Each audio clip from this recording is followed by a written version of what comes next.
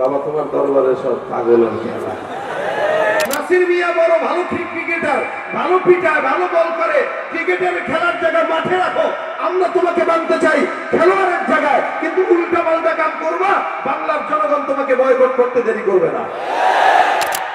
পার্কের গাছের গোড়ায় বসছে দেখো জোড়ায় জোড়ায়,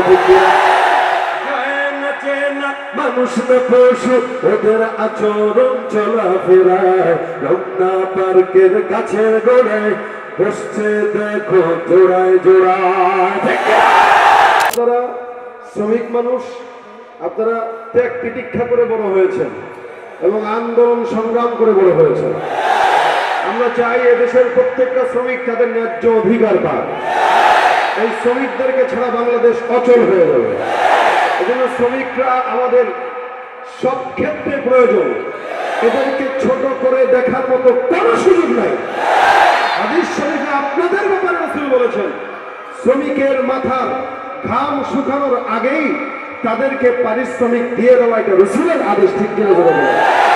এজন্য আমরা শ্রমিকদের অধিকার ন্যায্য আদায়ের জন্য সবসময় চাই এবং আমরা রাজি। এবং এই শ্রমিক ভাইরা সবসময় যেহেতু আন্দোলন সংগ্রাম করে বড় হয়েছে, এখনো যদি আমাদের ইমানের জন্য আন্দোলন করা লাগে, এই শ্রমিক ভাইরা সবসময় তৈরি থাকবে ইনশাআল্লাহ।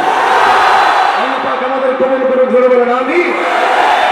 এজন্য আপনাদেরকে আমরা সাধুবাদ জানাই যে এই গার্মেন্টস শ্রমিক ভাইরা 2 টাকা 4 টাকা দিয়ে দিয়ে এত বিশাল বড় আয়োজন করতে পেরেছে। এদের দ্বারা সমাজে বিপ্লব সম্ভব ইনশাআল্লাহ, সমাজ পরিবর্তন করা সম্ভব। ঠিক কিনা বলেন? সমাজে এই শ্রমিক ভাইরা, যুবক ভাইরা যদি ইসলামের জন্য কাজ করে, তাহলে সমাজটা আরো উন্নতি হবে ইনশাআল্লাহ। এখানে অধিক শ্রমিকরা, অনেক দূরের, আঞ্চলিক মানুষ কম এখানে, ঠিক না? বহু দূর থেকে এখানে এসে চাকরি করেন আপনারা, নিজের টাকা খরচ করে এখানে আসছেন, আবার এখানে টাকা চাইলেও দিবেন, আবার বাড়িতে যায় খাবেন। এখানে কোনো তদারকের ব্যবস্থা নাই। এর দ্বারা বোঝা যায় ইসলাম যারা পালন করে, ইসলাম যারা কায়েম করে, এরা নিজের টাকা খরচ করে তারপর ইসলামের জন্য কোরবান হয়। আমরা ইসলামের জন্য নিজের জানমাল তৈরি করতে প্রস্তুত ইনশাআল্লাহ। নারায়ে তাকবীর।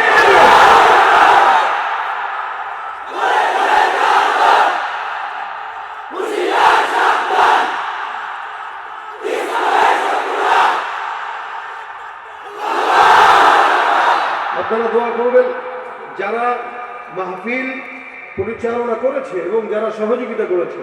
এই যে বাম পাশের ভাই জামাল ভাই, উনি খুব মেহনত করে, এর আগেও আরেক প্রোগ্রামে উনি ছিলেন, ওখানেও মেহনত করেছেন। আজকের প্রোগ্রামের জন্য অনেক কষ্ট করেছেন, মেহনত করেছেন। যারা এই প্রোগ্রামের জন্য মেহনত করেছে, আল্লাহ পাক তাদেরকে জাযা খায়ের দান করুন। প্রশাসনের যে ভাইয়েরা অনুমতি দিয়েছে, আল্লাহ তাদেরকেও জাযা খায়ের দান করুন। আমরা ভাষার দিনে 21শে ফেব্রুয়ারি দিন শেষ হয়ে যাচ্ছে, আমরা শ্রদ্ধা জানাই আমাদের এই বাংলা সারা বিশ্বের ভিতরে একমাত্র বাংলাদেশ, যেই দেশে ভাষার জন্য শহীদ হয়েছে হাজারো মানুষ, ঠিক না? যে দেশে ভাষার জন্য জীবন দেওয়া হয়েছে, একমাত্র দেশ বাংলাদেশ। আজকে যারা শহীদদেরকে ভাষা দিবসে শ্রদ্ধা জানাতে যে ইংলিশ আর হিন্দি গানে মগ্ন হয়েছে, ওরা আমার দেশের বন্ধু হতে পারে না। দেশের শত্রু, ওরা ভাষার শত্রু। আমরা ভাষার দিনে তাদেরকে বলতে চাই, ইংলিশ হিন্দি গান নিয়ে আমি তো রাস্তা আসছি দেখলাম, আরে একটা ভাষার দিবসে যারা শহীদ হয়েছে তাদেরকে শ্রদ্ধা জানাবে। এখন বর্তমানে বাংলাদেশের মানুষেরা প্রত্যেকটা দিবসকে ভালোবাসা দিবস বানায় ফেলেছে। 21শে ফেব্রুয়ারি এটা ভাষা দিবস, এখানে ভাষার জন্য শহীদদেরকে শ্রদ্ধা জানানো হবে। এখানে ফুল মাথায় দিয়া দিয়া ডেটিং মারতেছে যুবক যুবতী একসাথে। এটা কি প্রেমের দিবস? 14 ফেব্রুয়ারিতে একটা পালন করছে, আবার 21শে ফেব্রুয়ারি বাদ দিছে। এটারও বাদ দিবে না, এটারও পালন করবে। মানে প্রত্যেকটা দিবস কেমন যেন লাভ ম্যারেজ যে পালন হয়ে যাইতেছে, ভালোবাসা দিবস বানানো হচ্ছে। নগ্নতা, কুকুর গরু ছাগল যেগুলো রাস্তাঘাটে করে, এগুলো আজকে সমাজে যুবক যুবতীরা করে। এটা কি ভালোবাসা দিবস ছিল? এটা 14 ফেব্রুয়ারিতে পালন করছে। সেদিন মাহফিলে যাওয়ার সময় দেখি এক ব্যাককল রাস্তায় হাইওয়েতে দাঁড়ায় আছে যুবক, আর মেয়ে একটা গোলাপ ফুল হাতে নিয়ে এই পাটা মাটির নিচে দিয়ে এইভাবে লাভ ইউ, ওই ফুল ওর মুখের ভিতরে ঢুকে যাবে। লজ্জা শরমের মাথা খেয়ে বাড়ি ঘর নাই এগুলো? কুকুরের না বাড়ি ঘর নাই, রাস্তাঘাটে যেমন চায় তা করে। শুয়ারের বাড়ি ঘর নাই, যেখানে মন চায় করে, কিন্তু মানুষ তো এটা করতে পারে না। মানুষ যদি করে বুঝতে হবে ও মানুষের কাতারে নাই, ও গরু ছাগলের কাতারে চলে গেছে, ঠিক কিনা? রমনা পার্কের গাছের গোড়ায় বসছে দেখো জোড়ায় জোড়ায়, ঠিক কিনা? মানুষ না পশু, ওদের আচরণ চলাফেরায় রমনা পার্কের গাছের গোড়ায় বসছে দেখো জোড়ায় জোড়ায়। আরে পশুদের মতো কিছু মানে না, সভ্যতা কাকে বলে জানে না। যদি জানতো রাস্তায় কপত কপত বেরোইতো, এদেরকে যদি কিছু বলতে যায় বলবেন কে আপনাদের লজ্জা শরম নেই, আমরা পার্সোনাল আলাপে আছে, আপনারা এখানে হাত লাগা নাক গলাই যাচ্ছেন না, আকাম করবে হের লজ্জা নাই, আমরা বলতে গেলে আমাদের লজ্জা। এই সমস্ত যুবক কারা আছেন হাত তুলেন। আলহামদুলিল্লাহ, যথেষ্ট আপনারা সচেতন। আল্লাহ পাক এই সমস্ত নোংরামি থেকে সমাজকে হেফাজত করো, যুবকদের হেফাজত করো। আমরা জীবন দেব ইসলামের জন্য, অন্য কোন নগ্নদের জন্য নয়। এখন তো বাংলাদেশের কি বলে লিভ টুগেদার, এটা ওপেন হয়ে গেছে। কেন জানেন? এই যে কতগুলো যুবক হাত তুলছে বিয়ে করে নাই, এদেরকে সময় মতো বিয়ে না দিলে তো আকাম করবে। এটা দায়িত্ব হইল যে ভাইয়ের দায়িত্ব, এটা কি ঠিক না? আমি মানে দায়িত্ব দিয়ে গেলাম, উনি যেন অবিবাহিত মানুষদেরকে বিয়ে করায় দেয়। যাদের বয়স হয়েছে 28, 25, 26, 27, 30, এদেরকে ধরে ধরে বিয়ে করায় দিবে। ইনারা সমাজের নেতৃস্থানীয় লোক, গণ্যমান্য লোক, ইনারা যদি এটা করে, আমাদের দেশে 18 বছরের আগে বিয়ে জায়েজ নেই, মगर প্রেম করা ঠিকই যায়। বিয়ে 18 বছরের আগে জায়েজ না হয়, পীড়িতটাও না জায়েজ করা দরকার। বিয়ে যেটা প্রেম সেটা একই জিনিস। অধিক কেউ তো আবার অধিক প্রেম। আমাদের দেশের কিছু কিছু মানুষের অধিক প্রেমের কারণে তারা উল্টা পাল্টা জায়গায় বিয়ে করে, ঠিক না? এই 2 দিন ধরে গরম না একটা জিনিস, অধিক প্রেম রাখার জায়গা পায় না, এখানে আরেকজনের বউরে তালাক না দিয়েই বিয়ে করে ফেলে। এদের দিল অনেক বড়, কি ঠিক না? বহু বড় দিল। আপনার দিল কত বড়? আসমানের সমান। আমার দিল জমিন সাক্ষী, আসমান সাক্ষী, আমি তোমাকে ভালোবাসি। প্রেম এটা স্বর্গ থেকে আসে নাকি? স্বর্গ থেকে আসা প্রেমকে কি আর রিটার্ন দেওয়া যায়? এজন্য কার বউ না কার বউ দেখা দরকার নাই। আমাদের নাসির ভাইয়ের মতো আপনারাও একাম করে করবেন না। কোন শয়তান এগুলো ব্যাপার আল্লাহ মাবুদ জানে। ইসলামী শরীয়ত কি বলে? কোন বিবি কাউকে, একটা মেয়েকে বিয়ে করতে তখন পারবেন যখন তার স্বামী তাকে তালাক দিবে, সে 3 ইদ্দত পালন করবে, অথবা স্বামী মারা গেছে 4 মাস 10 দিন পালন হয়ে গেছে, এরপরে তারা বিয়ে করবেন। এক জায়গায় বউ থাকা অবস্থায় আরেকজন যদি বিয়ে করে আজীবন জেনা হবে, বিয়েও সহি হবে না। যে লোকটা, ভদ্রলোকটা বিয়ে করলো, এত নামি দামি মানুষ, এগুলো যত ভুল করে ভুলটাও হয় বড়। এ যেমন বড় এর ভুলটাও বড়। কিন্তু সমাজের মানুষ তার থেকে শিখবে কি? সে যদি এই কাজ করে, তাকে তো ফলো করে হাজারো মানুষ, তখন হাজারো মানুষ তার পথে হাঁটার চেষ্টা করবে, ঠিক না? আমরা এটা বলতে চাই, যারা একটু জ্ঞানী, ইন্নামা ইয়াতাযাক্কারু উলুল আলবাবদের জন্য এই কথা। যারা জ্ঞান রাখে, যারা কথা গ্রহণ করে, তাদের জন্য বলবো, আমার লিডার যত বড় হোক না কেন, সে যদি ইসলামের বিরুদ্ধে যায়, ওই লিডারকে 1 সেকেন্ডের জন্য আমি মানতে পারবো না। আমার পীর যদি বড় বুজুর্গ হয় কিন্তু আমাকে নামাজের কথা বলে না, ওই পীরকেও আমি মানতে পারবো না। নাসির মিয়া বড় ভালো ক্রিকেটার, ভালো পিটায়, ভালো বল করে, ক্রিকেটের খেলার জায়গায় মাঠে রাখো, আমরা তোমাকে মানতে চাই খেলোয়াড়ের জায়গায়, কিন্তু উল্টা পাল্টা কাম করবা, বাংলার জনগণ তোমাকে বয়কট করতে দেরি করবে না। আবার ভালো হও, আমরা আবার বুকে টেনে নেব। আমরা বুকে টানতেও জানি, আবার ইসলামের বিপরীতে চললে দূরে ঠেলতেও জানি, ঠিক কিনা বলে বলেন? আল্লাহ এই যুবকদেরকে গুনাহ থেকে বাঁচাক, ধরে বলেন আমি। এজন্য অবিবাহিতদেরকে তাড়াতাড়ি বিয়ে করা। বিহান আনুষ্কার মতো ঘটনা আমাদের দেশে ঘটবে না করাইলে প্রত্যেক দিন ঘটবে, প্রত্যেক দিন। কারণ এই লোকটার বয়স হচ্ছে 30, তার তো একটা শারীরিক চাহিদা আছে, সে যাবে কই? তার তো গুনাহ করতে মন চাবে, স্বাভাবিক। এই সময় যদি গুনাহ করে, বাপ মার উপরে সমস্ত গুনার দায় ভার যাবে। আমাদের দেশে তো বিয়ে করে না, 25 বছর, 30 বছর, 35 বছর বিয়ে করে না। বলে কেন বিয়ে করেন নাই? বিয়ে করি নাই, এখনো নিজের পায়ে দাঁড়াতে শিখি নাই। সে গরুর পায়ে দাঁড়ায় অথবা ছাগলের পায়ে দাঁড়ায়, ঠিক না? নাহলে বিয়ে তো করতো। 30-35 বছর সে বিয়ে করে না, এখন মোটামুটি বিয়ে করছে 35 বছর বয়সে আরেক বুড়ি রে। এখন 5 বছর 7 বছর খালি হানিমুনে কাটায়। দেখবেন কক্সবাজারের জন্য, ওই সাজেকের জন্য, কুয়াকাটা আরো যা যা আছে মোটামুটি ঘোরার জন্য আরো 5-7 বছর রাখে। 5-7 বছরের পরে বয়স হয়ে গেছে 42-45, এখন সন্তান নিতে যায়, সন্তান তো আর হয় না। তো বাবার দরবারে যায়, কয় বাবা একটা সন্তান দেন। বাবা কয় ঠিক আছে, তোমার বিবিকে আমাদের কাছে একদিন রেখে যাও, আমাদের দরবার সুমন্তার ছু কালা কুত্তার গু, আলহামদুলিল্লাহ হয়ে যাবে। কি আছে না নাই? বাবা তোমার দরবারে সব পাগলের খেলা আছে না নাই? এই সময় মতো বিয়ে করে ইনশাআল্লাহ আল্লাহ পাক টাকায় বরকত দিবে, সন্তানে বরকত দিবে, রুজিতে বরকত দিবে, সমস্ত আমলের ভিতরে বরকত দান করে দিবে। অসময় বিয়ে করে বাবার দরবারে যায় সন্তান চাইলে সন্তান দেওয়ার ক্ষমতা বাবার নাই। আল্লাহ পাক এই বুঝগুলো দেখ আমাদের ভিতরে বলেন আমিন। আমার আল্লাহ পাক রব্বুল আলামিন এই দুনিয়াটা আমাদের জন্য একটা ইমতিহানের জায়গা, পরীক্ষার হল। আল্লাহ পাক রব্বুল আলামিন এই কথাটাই পবিত্র কোরআনের ভিতরে বলেন। এখান থেকে বান্দার আমলের হিসাব বান্দা গোছাবে, এখান থেকে গোছানোর পরে ওখানে যায় বান্দা ওইটার ফলাফল ভোগ করবে। আল্লাহর হাবিব বলেন দুনিয়া মাযদাতুল আখিরাহ, এই দুনিয়ার জায়গা থেকে কামাই করে নিয়ে যাও। আমরা বাড়ি ঘর করার জন্য গার্মেন্টসে চাকরি করে প্রত্যেক দিন 10 টাকা 5 টাকা করে আমরা জমায় তারপর গ্রামে যাই জায়গা কিনি, বাড়ি করি। কিন্তু দুনিয়ার আমল জমায়া কিয়ামতের ময়দানে জান্নাতের বাড়ি কেনার মতো লোকের সমাগম কম, সমাজে খুঁজেও পাওয়া যায় না। আমরা মনে করছি দুনিয়াতে সুদ দিয়া সব কারবার করলে জান্নাতে ঘুষ দিয়া জান্নাত পাওয়া যাবে। ফেরেশতাদেরকে ঘুষ দিয়া কোন নাই জান্নাত একটা দেয়? হ্যাঁ, লাভ নাই। হারাম কাজ, টাকা পয়সা দিয়া কোনোদিন জান্নাত পাওয়া যায় না। আল্লাহ পাক রব্বুল আলামিনের জান্নাত খরিদ করার জন্য জান আর মালের বিনিময়ে জান্নাত খরিদ করা দরকার। আল্লাহ পাক বলেন ইন্নাল্লাহা আশতারা মিনাল মুমিনিনা আনফুসাহুম ওয়া আমওয়ালাহুম বিআন্না লাহুমুল জান্নাহ। দুনিয়ার জিন্দেগিতে বান্দারা এলাকার ভিতরে দোকান আছে, একটা দোকান দিলা, দোকান দেওয়ার পর এই দোকানটার ভিতরে বরকত হয় না, দোকানটা ব্যবসায় মার খাইলো।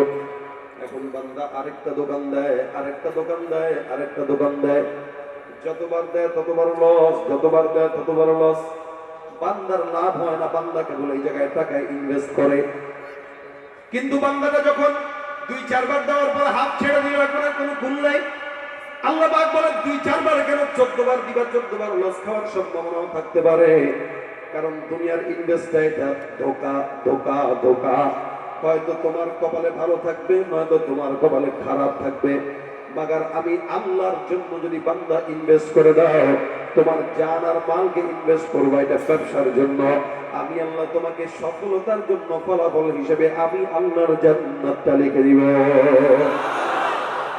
আল্লাহর সঙ্গে ব্যবসা করলে বান্দার কোনো লস নাই। হে মুসলমান, এই কারণে জান্নাতটা খরিদ করবে বান্দা তার জান দিয়ে আর মাল দিয়া। বান্দার জানটা যেমন প্রয়োজন, মালটাও তেমন প্রয়োজন। এটা ঘুষ দিয়া পাওয়া যায় না, এটা টাকা দিয়া কিনা যায় না। এ মুসলমান, টাকা দিয়া মাঝে মাঝে অনেক বুজুর্গরা জান্নাত। এক বুজুর্গ আছে বাহলুল, কিতাবের ভিতরে ঘটনা উল্লেখ আছে। বাহলুল নামে এক পাগলা বাদশাহ হারুন রশিদের জামানায় একবার সমুদ্রের কিনারে বিশাল বড় মরুভূমি, এই সমুদ্রের কিনারে যায় মাটি দিয়া ঘর বানায়, মাটি দিয়া ঘর বানায় বানায় এক একটার নাম লিখে দিছে এখানে, জান্নাতুল ফিরদাউস, জান্নাতুল নাঈম, জান্নাতুল মাওয়া। এক একটা জান্নাতের নাম লিখে লিখে এক একটার জায়গায় এরকম দামও লিখে দিতেছে। এটার দাম 5,000, এটার দাম 10,000, এটার দাম 15,000। বাহলুল পাগলাকে সবাই পাগল বলতো, বাদশাহ হারুন রশিদ পাগল বলতো। কেন? বাহলুলটা হইল আল্লাহর পাগল। 24 ঘন্টা খাবার দাবারের কোনো ঠিক ঠিকানা নাই, খালি জবান দিয়া বলে আল্লাহ আল্লাহ আল্লাহ। বান্দারে ছাড়া অন্য কোনো আওয়াজ নাই, অন্য কোনো কথা নাই। বাহলুল পাগলাটা 24 ঘন্টা রাখে আল্লাহকে। আল্লাহ পাক রব্বুল আলামিনের পাগল। এটা কোন দুনিয়ার পাগল না। আর পাগলদের হিসাব নিকাশ হয় আল্লাহর সঙ্গে। আল্লাহ বুঝে পাগল কি চায়, পাগল বুঝে আল্লাহ কি চায়। এ আল্লাহর পাগল না, আল্লাহর প্রেমিকরা আল্লাহ না, মাগার আল্লাহ থেকে পৃথক না। কারণ রব্বুল আলামিন বলেন গোটা আসমানটা বিশাল বড়, জমিনটাও বিশাল বড়, পাহাড়টাও বিশাল বড়, কিন্তু এত বিশাল বড় আসমানের ভিতরে আমি আল্লাহ বসার মতো কোনো জায়গা নাই। এত বিশাল বড় পাহাড়ের ভিতরে আমি আল্লাহ বসার মতো কোনো জায়গা নাই। বিশাল বড় দুনিয়ার ভিতরে আমি আল্লাহ বসার মতো কোনো জায়গা নাই। আল্লাহ পাক রব্বুল আলামিন ডাক দিয়ে বলে, বান্দা আনা ইনদাল মুনকাসিরাতি কুলুবুহুম, প্রত্যেকটা মুমিনের কলব একটা আছে না নাই? জোরে বলেন। আল্লাহর হাবিব বলেন, প্রত্যেকটা মুমিনের দিলের ভিতরে একটা কলব আছে। এই কলবটা একটা দামি জিনিস। ইদা সলুহাত সলুহাল জাসাদু কুল্লুহু ওয়া ইদা ফাসাদাত ফাসাদাল জাসাদু কুল্লুহু আলা ওয়া হিয়াল কলব। প্রত্যেকটা মানুষের একটা গোশতের টুকরা আছে, বাম স্তনের নিচে অবস্থিত। আল্লাহ পাক রব্বুল আলামিনের পয়গম্বর ডাক দিয়ে বলে, এটার নাম হলো কলব। বান্দার কলবটা যদি ভালো হয়, বান্দার গোটা দেহ ভালো হয়ে যায়। বান্দার কলবটা যদি খারাপ হয়, বান্দার গোটা দেহ খারাপ হয়ে যায়। এ মুসলমান, আল্লাহ পাক রব্বুল আলামিন হাদিসে কুদসির ভিতরে বলেন, আনা ইনদাল মুনকাসিরাতি কুলুবুহুম, বান্দা তোমার কলবটা যেটা আছে আমি আল্লাহর প্রেমে পাগল। আল্লাহ পাক রব্বুল আলামিন ডাক দিয়ে বলে, গোটা আসমানের ভিতরে আমি আল্লাহ বসার মতো কোনো জায়গা নাই। জমিনের ভিতরে আমি আল্লাহ বসার মতো কোনো জায়গা নাই। পাহাড়ের ভিতরে আমি আল্লাহ বসার মতো কোনো জায়গা না থাকলেও বান্দা তোমার যেই ছোট্ট কলবটার ভিতরে আমি আল্লাহর প্রেম ভরপুর, আমি আল্লাহ কিন্তু তোমার ছোট্ট কলবের ভিতরে আমার আরশ বানায় নে। আমাদের কলবটা আমার আল্লাহর আরশ, বান্দার হৃদয়ের ভিতরে আমার আল্লাহ পাক রব্বুল আলামিন আরশ বানায় নে। আল্লাহ ডাক দেয়া বলে, বান্দা তুমি আমাকে তালাশ করো কোথায়? বান্দা তুমি ডানে তাকাইলেও দেখবা আমি আল্লাহ, বামে তাকাইলেও দেখবা আমি আল্লাহ, সামনে তাকাইলেও দেখবা আমি আল্লাহ। বরং এদিক সেদিক তাকানো দরকার নাই, তুমি তোমার কলবের দিকে তাকাও। আল্লাহ পাক রব্বুল আলামিন বলে, ওয়ানাহনু আকরাবু ইলাইহি মিন হাবলিল ওয়ারিদ। প্রত্যেকটা জিনিস আল্লাহ পাক রব্বুল আলামিন সমস্ত কিছু দূরে থাকলো। রব্বুল আলামিন বলে, মুমিন বান্দা আমি আল্লাহ পাক রব্বুল আলামিন তোমার যে শারগ আছে, বান্দা মনে রাখবা তোমার ওই শারগের চাইতেও আমি আল্লাহ অতি অতি অতি অতি নিকটে। সুবহানাল্লাহ। আমার আল্লাহ দূরে না কাছে জেনে বলেন, আর জবান করে বলেন দূরে না কাছে। এইজন্য মালিককে ডাক দিয়া, আল্লাহকে ডাক দেওয়ার পর দিনের ভিতরে অনুভব করবে আমার আল্লাহ মনে হয় আমার ডাকে সাড়া দিয়া দেয়। হে মুসলমান, এলাকার নেতারা একবার ডাকবেন, দুইবার ডাকবেন, তিনবার ডাকবেন, চারবার ডাকবেন, নেতায় বেজার হয়ে যায়। মাগার আমার মাওলাকে একবার কেন, 14 বার কেন, 1 কোটি বারও যদি ডাকে আমার আল্লাহ বেজার হয় না, খুশি হয়?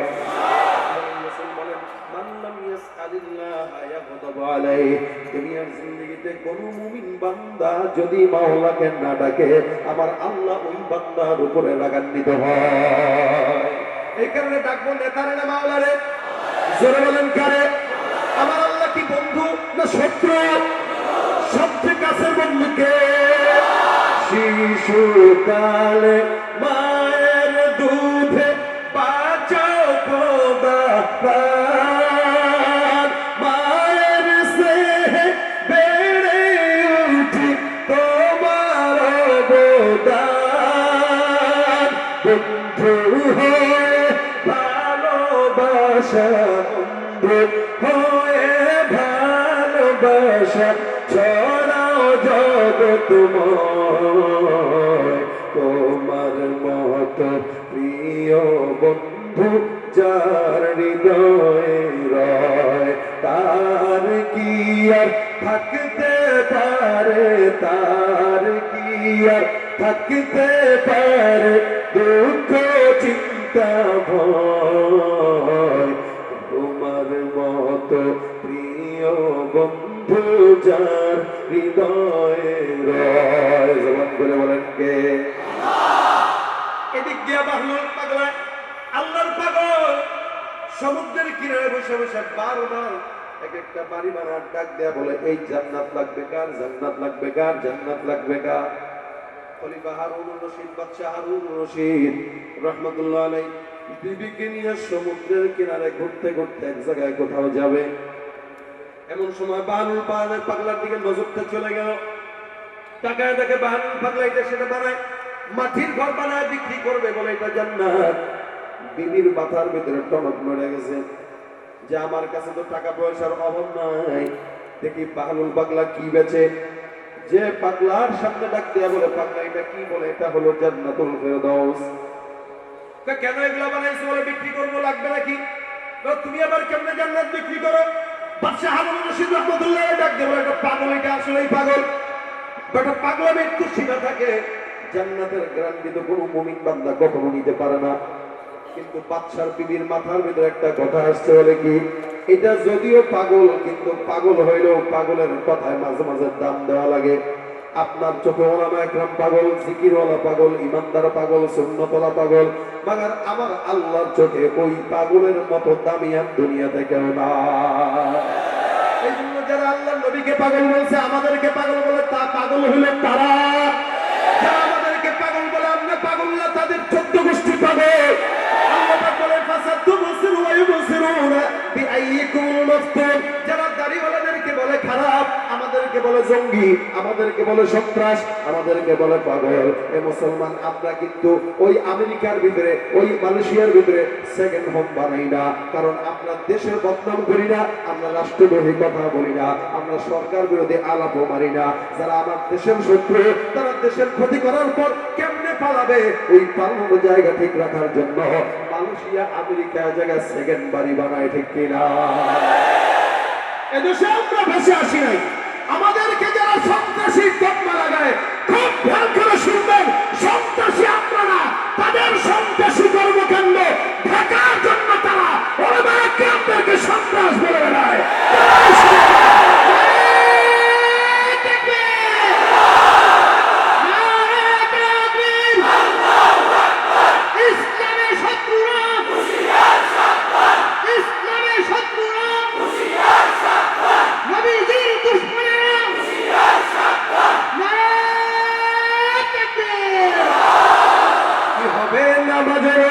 ইমানদারির বড়াই করে যদি ওই খোদার কোরআন নর্দমাতে থাকে পড়ে, কি হবে নামাজে রোজা ইমানদারির বড়াই করে যদি ওই খোদার কোরআন নর্দমাতে থাকে পড়ে। মসজিদের কোণে বসে জিকির যত করেই বসে, এভাবে যায় না পাওয়া আল্লাহকে, এভাবে যায় না পাওয়া আল্লাহকে।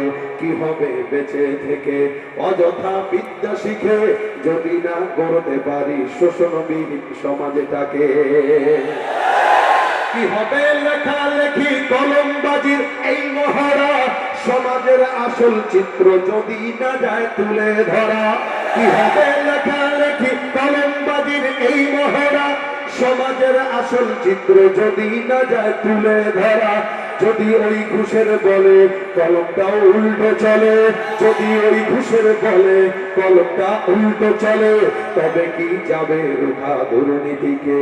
কি হবে বেঁচে থেকে অযথা বিদ্যা শিখে যদি না গড়তে পারি শোষণবিহীন সমাজটাকে? ঠিক না? পাগল কারা? ওরা জোরে বলেন কারা? যারা টুপি লাগাইলো, দাড়ি লাগাইলো, যদি পাগল হইতে লাগাইতো না।